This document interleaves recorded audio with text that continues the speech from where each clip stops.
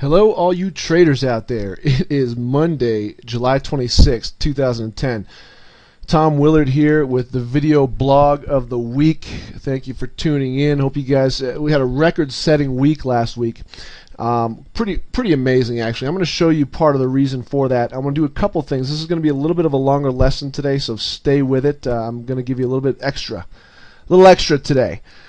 First off, let's go to the market. The Qs. Those of you guys who have been following the blog know that I went short here. Right? Wrote it down. Great profits here. All right? Excellent. When other people were thinking long, I got short.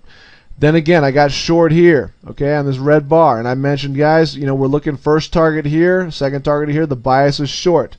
What I always tell people is, like, the market is not predictable, right? It will act different from your assumptions at times. And in this particular case, the odds were for a lower move, but we didn't get that. In fact, it just missed my first target, which stunk. However, you've got to have a technical method to keep you locking in your profits, right? So let's go to the 60 and show you where you could have bailed on this thing. Your entry was right here. Right, the best advanced entry was here on this retest of the high with a failure. Your more basic entry is underneath this pivot here, and either way you get out unscathed if you follow my plan. Market gap down on the 20th, which was beautiful, man. Big old smiles on our faces as shorts. But what happened? We filled the gap rapidly. So you could put your stop here at the gap fill and get out, or you could put it above this pivot. Either way, you're out, you're ghost, you're gone. And if you get out here, you still make a small profit, not much. And if you got in here and you get out here, you're still making a decent profit on this thing. Not as much as you were when it gapped down, but you've got to realize you can't sit there and wish it goes back down. You just got to get the heck out of Dodge.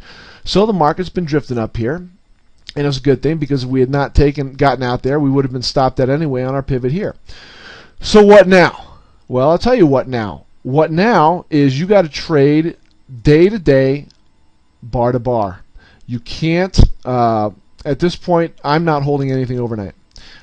First off, on the negative side, we're up too many days here to be long happy, and we are too strong above this pivot with a void to the left to be short happy.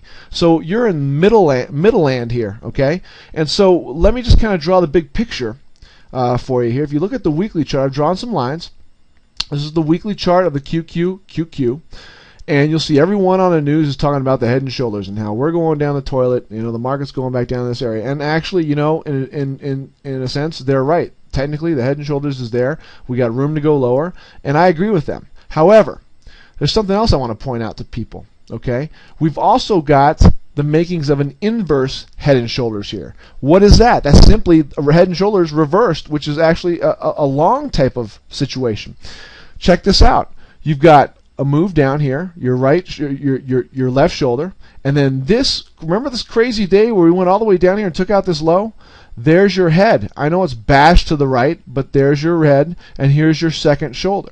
So in a sense, you've got an inverse head and shoulders, and you've got a regular head and shoulders. Basically, is what I'm seeing. And so we could go either way here. So I've drawn these black lines. And these black lines are really the high, around near the high of this, the top of the shoulders of a head and shoulder, and the top of the shoulders of an inverse head and shoulders.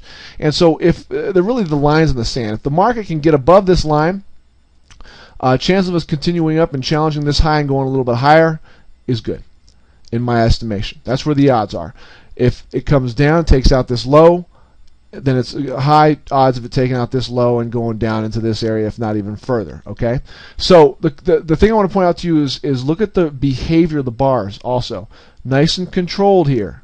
What happened here? It went to hell in a handbasket, right? This looks like a 4-year-old finger painting over here. It looks absolutely gross. So that means that pretty little lines in the sand are not. If you hold your stop to a penny, you're out of your mind, right? You can get shaken. So you got to give it room. Well, how much room do you got to give it? I don't know, but it ruins your reward to risk, right? So stay the heck out of the swing trades for now, okay? Stay intraday. Trade that intraday. And let me show you something compelling that'll make you want to trade intraday.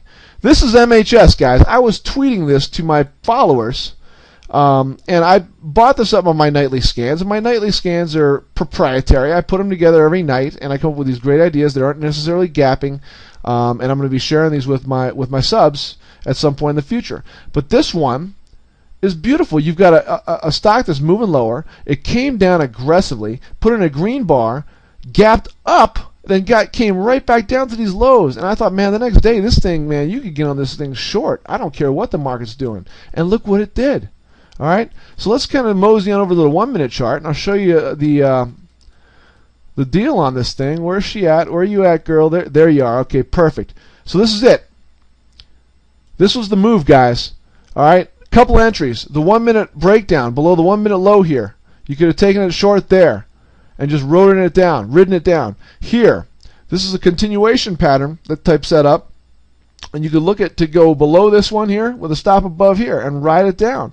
Now, just a trail stop where you simply move your stop bar by bar on the 1-minute chart nets you out here about $49 a share. So it's a $3.50 profit.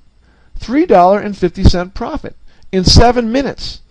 On 1,000 shares, that's $3,500. You do the math.